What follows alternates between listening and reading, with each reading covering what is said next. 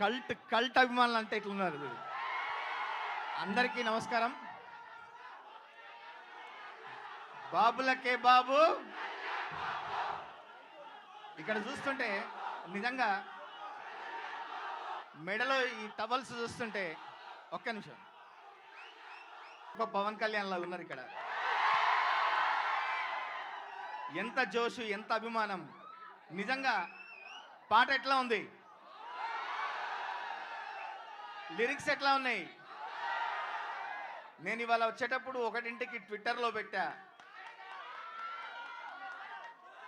కోట మీద జెండాల నీలో పొగరే ఉండాలా, రెప్ప రెప్ప ఎగురుతుంటే రేపే రాదా ఇవ్వాలా అని. రాసుకోరా సాంబా, ఒక్కొక్క లైను ఒక్కొక్క తూట అని చెప్పా. నిజంగా నాకు గుండెలో ఒక తెలవని ఒక వెలితి ఉండేది. మన పవర్ స్టార్కి భీమ్లా నాయక్లో 2 పాటలు రాసినా కూడా, మంచి పాటలు రాసినా కూడా ఒక డాన్స్ నెంబర్, ఒక హిట్ నెంబర్ రాయలేదే అని ఒక లోపల ఉండేది. అది ఇప్పుడు తీరిపోయింది నాకు. ఇవాళ ట్విట్టర్లో పొరపాటున నా బర్త్డే అనుకొని ట్వీట్ చేశారు.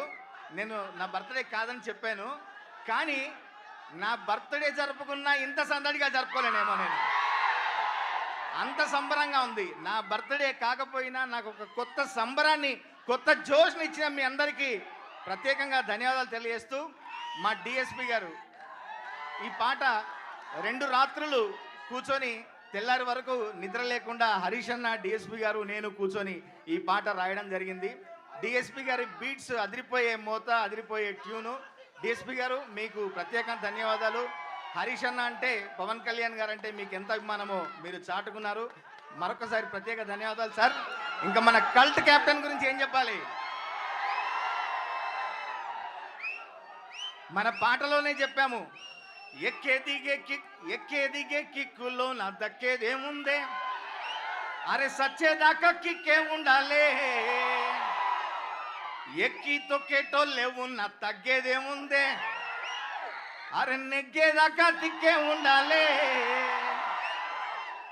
ఎవరో ఏదో అన్నారని, మన సినిమా గురించి మాట్లాడుతున్నారని ఎక్కడ మనం తగ్గేది లేదు. మన సినిమాను ఉగాది రోజు, కొత్త సంవత్సరం నాడు కొత్త జోష్తో, కొత్త సంబరంతో మనం జరుపుకుందాం అన్న. మరొకసారి ప్రత్యేక ధన్యవాదాలు తెలియజేసుకుంటూ, నాకు ఇట్లాంటి అత్యద్భుతమైన పాట ఇచ్చినందుకు మా మైత్రి మూవీ మేకర్స్ గారికి, రవి గారికి, నవీన్ గారికి ప్రత్యేక ధన్యవాదాలు తెలియజేసుకుంటూ, మా గార్జియస్ రాశికి కూడా ప్రత్యేకంగా ధన్యవాదాలు తెలియజేసుకుంటూ, థ్యాంక్ యూ వెరీ మచ్.